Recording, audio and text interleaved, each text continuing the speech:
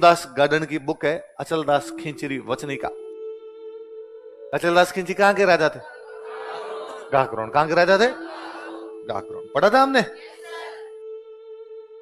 Shivdas garden की book का नाम क्या है? अचलदास खिंचरी वचन। लिख लो नीचे। अचलदास खिंची गाकरोन के राजा था। अचलदास खिंची गाकरोन का राजा था। अचलदास खिंची वॉज किंग ऑफ गाकरोन।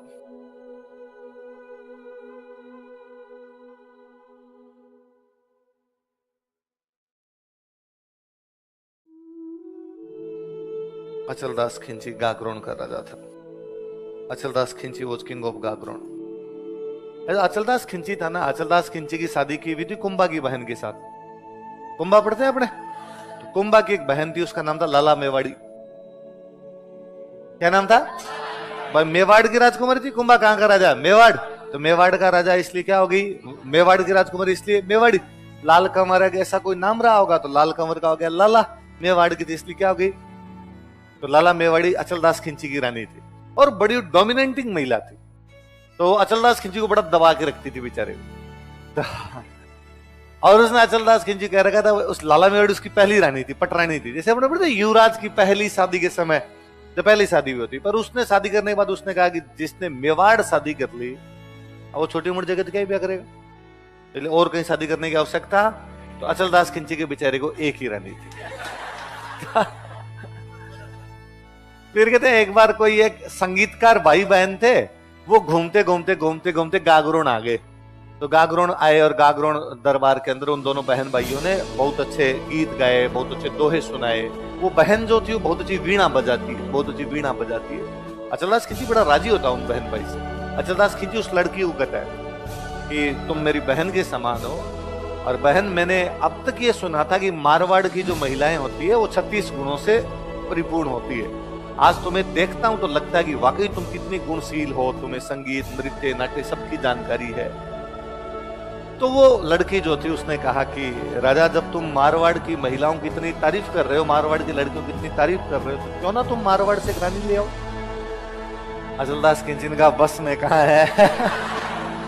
और उसने ये तो नहीं कहा कि बस में कहा है, उसने कहा हाँ हाँ मुझे भी मारवाड़ में किसी राजकुमारी से शादी करनी है। कौन इतनी अच्छी राजकुमारी होगी जिससे मैं शादी करूं?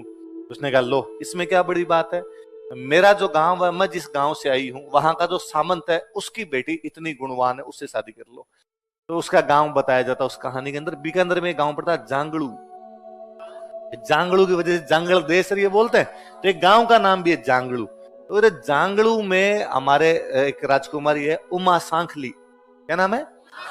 सांखला। सांखला राजा रहा होगा तो सांखलों की बेटी इसलिए क्या होगी? हाड़ाओं की बेटी हाड़ी, सांखलों की बेटी सांखली। उमा नाम रहा होगा तो उमा दे सांखली। क्या नाम हो गया?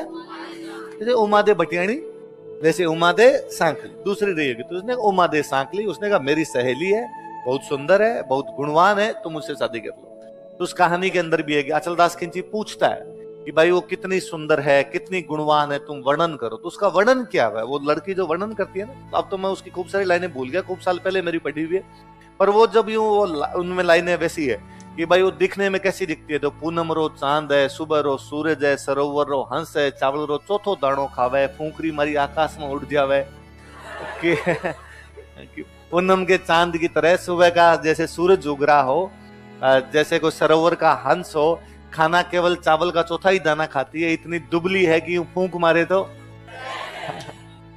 लखटवंटी है टुकड़ी दा। तो वो यूं बड़ा यूं, पर वो मैंने वो कहानी पढ़ी होगी कोई 2008 के आसपास वो कहानी पढ़ी थी पहली बार। तो मैं जब उस कहानी को पढ़ रहा था तो मुझे लग रहा था मैं वो गीत सुन रहा हूं। एक लड़की को देखा तो ऐसा लगा। तो उसमें वो जितनी लाइनें है ना, खिलता गुलाब, ये वो सारी लाइनें एक्जैक्टली वो व्याख्या है। जबकि वो कहानी लक्ष्मी गौरी चुंदावत की लिखी हुई 1960 के आसपास। क्योंकि अपनी ये जो उपमाएं देने का तरीका एक जैसा है। तो जो वो इतना यूं वर्णन करता है अचलदास खिंची कहता है कि ठीक डन, और मैं तुम्हारे गांव की राजकुमारी से शादी कर लूंगा। अचलदास खिंची को खतरा तो खुद की रानी से था। तो अचलदास खिंची आता है, कुंभा की जो बहन थी लला मेवाड़ी, उसको आगे अचलदास खिंची फेर पड़ता है कि भाई लोगों के बीच जबान दे के आया हूं, मैं कह के आ गया, प्लीज एक ब्याह करने दे। है ना, लोग कहते काय का राजा है यार, इसकी एक ही रानी है। राजा की रानियां 20-50 तो होनी चाहिए यार, खूब सारी कोई।